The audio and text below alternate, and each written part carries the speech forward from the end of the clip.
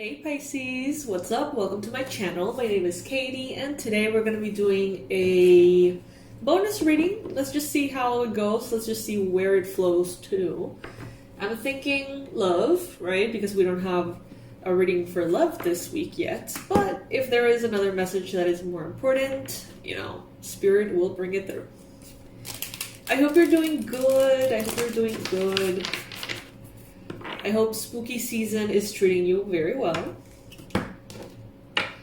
I gotta say, I had all these plans for a big project for Halloween with the stories that I requested you guys to send of any kind of like paranormal encounters you may have had.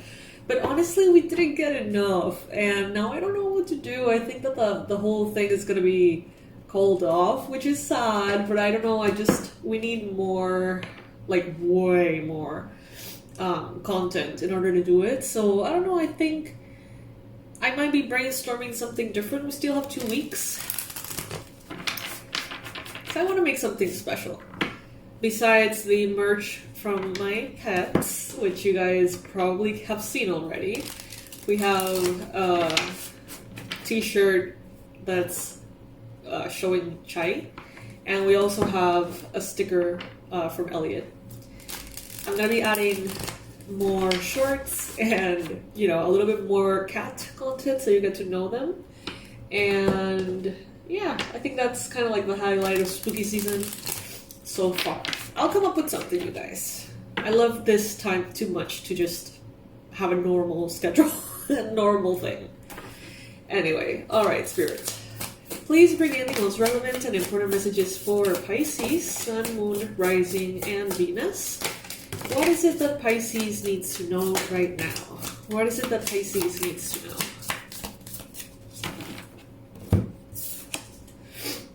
know? Ooh, okay. 8 of Cups. Some of you are letting go of something important. I see here that some of you could be doing spell jars. You could be doing maybe within your magical practice, or someone around you, someone that knows you, could be doing some kind of like graveyard work or something. Because I see this graveyard in the picture and I see all these little bottles, and granted it is supposed to be just a representation of the card, but it gives me spell jars in a graveyard. It gives me that kind of vibe. Some of you are, I feel, letting go of your ancestry, like healing blockages in your bloodline and sort of almost like releasing it. Some of you may be changing your names. You may be going with a new name or a new last name. Maybe you're getting married. Some of you, it seems like you're shedding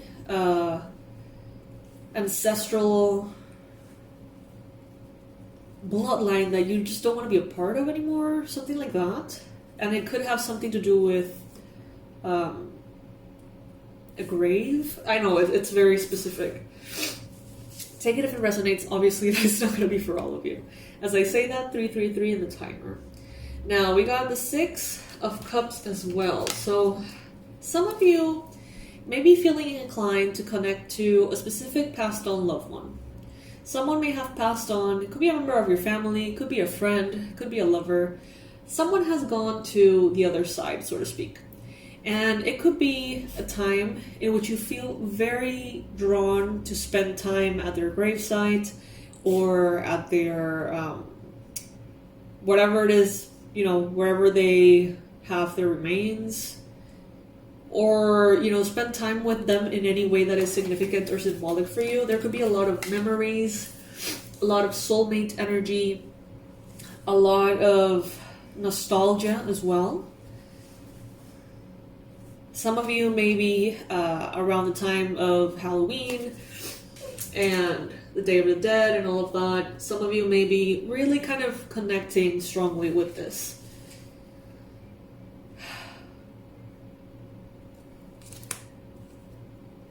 Some of you, if you use a lot of spell jars, there is a potential here of some of them going like stagnant. Because you see how the colors in this card is like, they look vibrant and new, and in this one it's like they look kind of old. if you have, for example, protection spell jars, if you have, different spell jars that you use in your home, maybe to make sure that it attracts prosperity or abundance or peace or whatever, make sure to maybe like update them every so often so that it doesn't become this like stagnant, mushy energy. Some of you could be dealing with a Libra at this time. Maybe you have a Libra passed on loved one. Maybe some of you could be at this time contemplating a lot of what justice means to you. What you think is just, fair, what you think should be rewarded, what you think should be encouraged, and in contrast to that, how society sometimes does the exact opposite. How it seems to reward all the things that we should be avoiding. And how sometimes doing the right thing or doing things in a certain responsible way is not necessarily always like what gets the most attention. I feel like there's going to be some kind of emphasis here for some of you. Maybe as you look through content, maybe online, you may be like, why is it that like sex sells, right? Or like drama sells? But at the same time, it's like you can see that the dramatic books or titles or gossip or videos or content that is just like very dramatic in nature tends to get more views. You may be paying attention to that somehow. But at the same time, you may be sort of like a victim to this as well. You may feel inevitably drawn to things that are very dramatic. And I don't know, I feel like there is, for some reason, some of you like analyzing this. Maybe if you are a content creator, some of you may be like reviewing this and being like, what is it that makes me click? What is it that makes me addicted to a Instagram account or a YouTube channel? Not that you're looking to be addicted or to make anyone addicted, but there seems to be some of you here. Someone here is reviewing things from this point of view. And it may not necessarily make sense. With the Justice card here, I feel like it's not necessarily the best person that wins. It's like when I went to Canada a couple of years ago to a writer's workshop with my dream publishing house. And I was so discouraged. I loved it. It was a wonderful experience. But at some point in there, they basically said that platform is more important than the subject of the book or how good the book is in and of itself. They basically said, if you have a 500,000 people platform on social media or email list or whatever, guaranteed we're going to get your book. We're going to pay for your book. You're going to get a book deal. And it doesn't matter if your book sucks, basically. And even if you write the most brilliant thing, if there is not a robust platform behind it, guaranteeing that it will sell, we will probably pass. And I was like, oh my god, what? And at that time it felt, it didn't feel unfair. It just felt like, well, I wish I would have known this before, before pouring so much into the actual writing, right? And I don't know, what I see here is that some of you are going to be like, well, it is what it is. If you can't beat them, join them or something. You may be starting to do things a little bit differently. Some of you may end up becoming more dramatic in your presence online. I don't know. It may not necessarily be what you want, though. So it's odd. It's a little odd here. With the 8 of Wands, I see that some of you are going to be seeing a lot of expansion and very fast results, working with your ancestors or by releasing your ancestral karma, if that can be done. I wouldn't know exactly. But it's almost, I feel like someone here is like detaching from their bloodline, saying like, you know what, I don't want to have anything to do with this energy anymore. Like, I'm unsubscribing from my bloodline. Again, I don't know if that can be done. I assume, I guess it could in some level. I don't know how to get there though. But it seems like some of you are completely releasing something that has been burdensome to you. Now, that is going to propel you forward. I feel like some of you are going to be traveling a lot. You're going to be expanding a lot. Social media, international affairs look good. It looks like there's a lot of expansion there. Some of you guys are going to be really analyzing, like, what is it that I can tweak? What is it that I can, like, negotiate? And what is negotiable? What isn't negotiable for me? Some of you are going to be like, you know what? Okay, fine. I can be more dramatic. I can be more enticing. I can be more whatever on social media, but I am not going to talk about this or this or that, because that would be a betrayal of self, or that would be going against my authenticity, whatever. I see some of you learning about it and choosing what is like something you could work towards, that you could entertain, and some other things that you wouldn't. I see some of you here quite tired. Now, if you have a lot of spell jars, again, laying around the home, spell jars that are old, that are stagnant, they're recommending you to revamp them. If you don't know how, you can go online and research. Because they may be making you feel a little bit tired or stagnant. The home may be feeling a little heavy.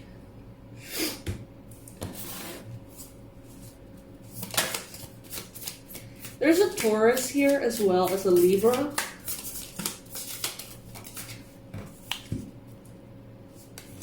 There could also be a Cancer, Pisces, Scorpio person involved here.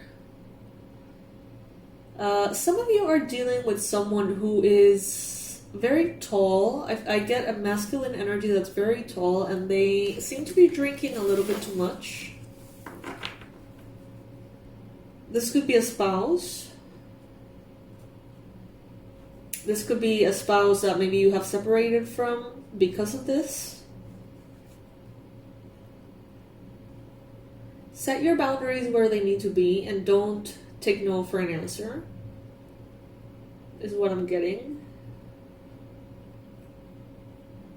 It's like, give yourself the justice of being treated how you want to be treated by this person by saying no to certain things.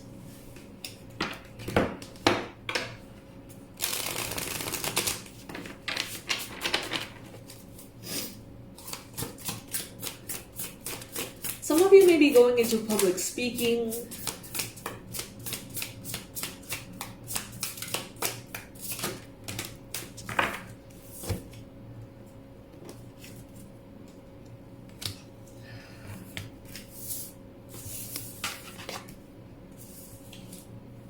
Yeah, some of you, you're entering a phase, a time in your life in which, I don't know, I feel like some of you maybe have like dabbled into like becoming like viral online or something, or being like Insta famous, or a big YouTuber or something. Some of you have like gone into it a little bit, and now I feel like you're gonna go all the way. And it seems to be part of your destiny. It seems to be the reason why some of you are, contemplating these particular approaches to content. It seems like something here is going to click very soon, and you're going to realize something that, for whatever reason, you had either forgotten or just never really understood. The answer is going to come in here. And what felt slow and annoying is going to all of a sudden pick up, and there's going to be a lot of expansion. You're going to be seen here as a center, as a sun, right? The sun card. Center of attention, like a leader, like a very shiny energy here. Some of you are going to start seeing gifts and freebies, products, things like that, sponsored things, sent your way because of that new podcast or that new thing that you're doing. I feel like you're gonna start to really see that expansion show up very, very clearly.